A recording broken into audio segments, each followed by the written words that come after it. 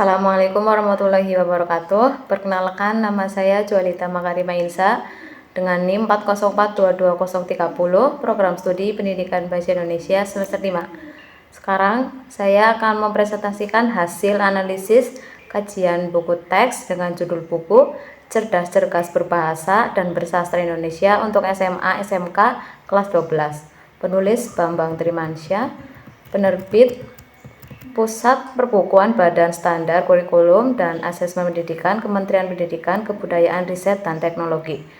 Tahun terbit 2022. Untuk yang pertama ada aspek isi. Kesesuaian dengan kurikulum. Buku ini disusun berdasarkan kurikulum Merdeka sesuai dengan arahan terbaru dari Kementerian Pendidikan, Kebudayaan, Riset, dan Teknologi. Setiap bab dan subbab dalam buku ini disesuaikan dengan kompetensi dasar dan kompetensi inti yang harus dicapai oleh siswa kelas 12. Misalnya, pada bab-bab yang membahas topik seperti mengkritisi informasi dan menyampaikan ide kewirausahaan. Buku ini dirancang untuk membantu mengembangkan siswa kemampuan berpikir kritis, memahami teks secara mendalam. Materi yang disajikan dalam buku ini sangat mendalam dan beragam. Setiap topik dibahas dengan sudut pandang yang luas, mencakup pengenalan konsep, aplikasi dalam kehidupan sehari-hari, serta latihan yang memperkuat pemahaman. Misalnya pada bab mengkritisi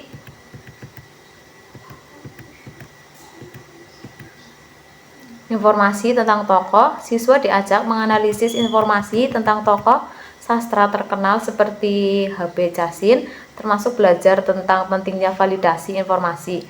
Dengan mempelajari tokoh-tokoh sastra Indonesia, siswa tidak hanya mendapat pemahaman tentang sastra, tetapi juga mengembangkan wawasan kritis dalam menilai informasi. Untuk selanjutnya ada keakuratan informasi. Buku ini menggunakan referensi yang valid dan terpercaya. Materi yang disajikan tentang H.B. Jahsin misalnya merujuk pada sumber-sumber yang kredibel seperti Tirto ID dan diimbangi dengan informasi dari ensiklopedia yang relevan. Selain itu, buku ini juga menyediakan panduan untuk siswa dalam mencari informasi yang valid, misalnya dengan menggunakan kata kunci yang tepat dan menunjuk ke sumber yang kredibel. Ini membantu siswa untuk mengenali pentingnya validasi informasi yang mereka akses, terutama di era digital. Selanjutnya ada kebermaknaan. Buku ini menyajikan materi yang relevan dengan kehidupan siswa sehari-hari dan dapat diterapkan dalam berbagai konteks. Misalnya dalam bab mempresentasikan ide kewirausahaan. Buku ini mengajarkan siswa keterampilan yang berharga untuk dunia kerja dan kehidupan sosial mereka di masa depan. Siswa belajar tidak hanya bagaimana mengomunikasikan ide, tapi juga teknik berargumen secara efektif.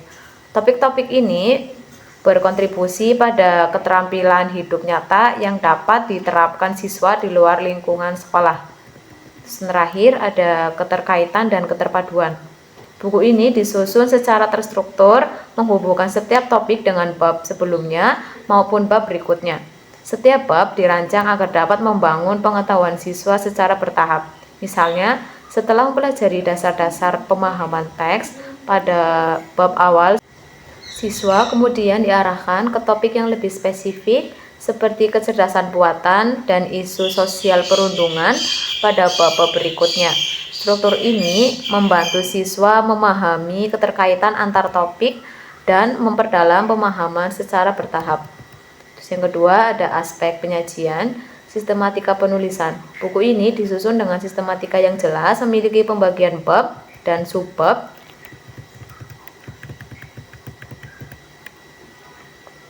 Buku ini disusun dengan sistematika yang jelas, memiliki pembagian bab dan subbab yang runtut dan logistik. Setiap bab dimulai dengan pertanyaan pemantik yang mengarahkan siswa untuk berpikir tentang topik yang akan dipelajari. Lalu dilanjutkan dengan tujuan pembelajaran, materi utama, dan latihan soal. Contoh dalam bab pertama yang membahas tentang tokoh sastra H.B. Jahsin disusun dari pengenalan, pembahasan tentang kiprah Jahsin hingga latihan, diskusi, dan refleksi. Struktur ini memudahkan siswa memahami materi secara bertahap dan menghubungkan topik-topik yang saling berkaitan.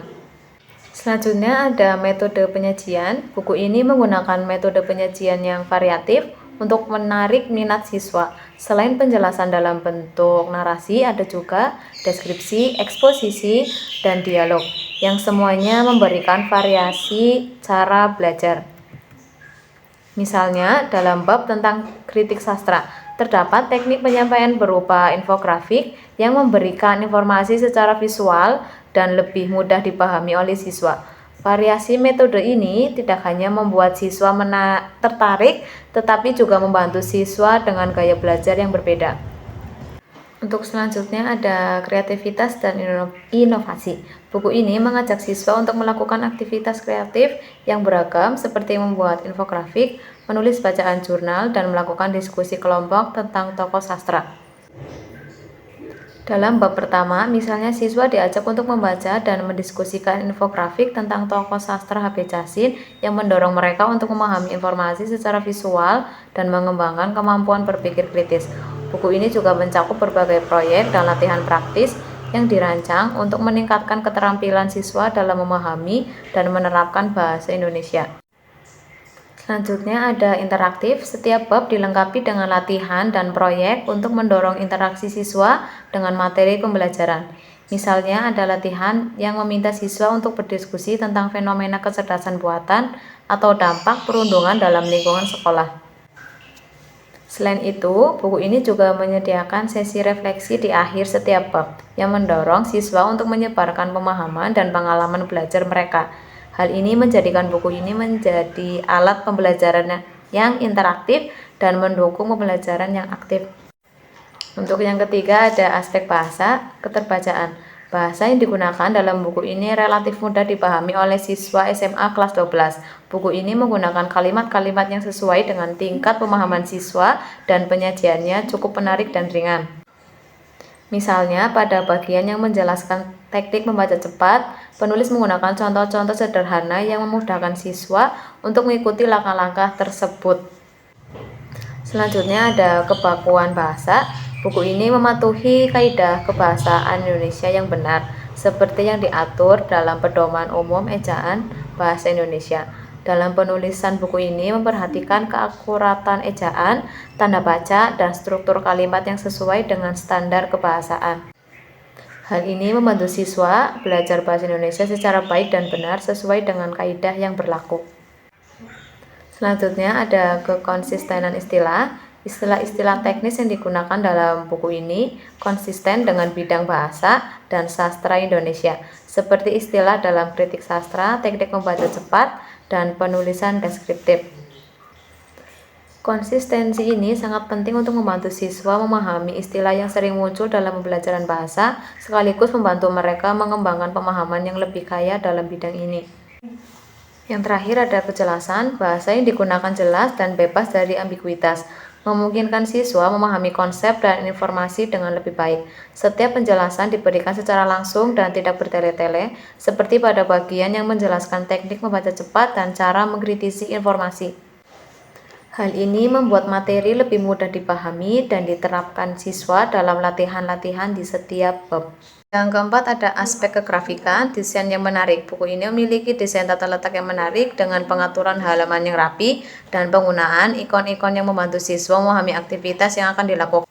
Misalnya terdapat ikon khusus untuk kegiatan membaca, menulis, berbicara, dan berdiskusi yang memandu siswa sepanjang proses pembelajaran. Selanjutnya ada kualitas ilustrasi. Ilustrasi yang digunakan dalam buku ini memiliki kualitas yang baik, relevan dengan materi yang disajikan, dan mampu menarik minat siswa. Misalnya, infografik tentang tokoh H.B. Jahsin dan Chairil Anwar memberikan informasi visual yang menarik dan informatif. Ilustrasi ini membantu siswa memahami konsep yang mungkin sulit jika hanya disajikan dalam bentuk teks.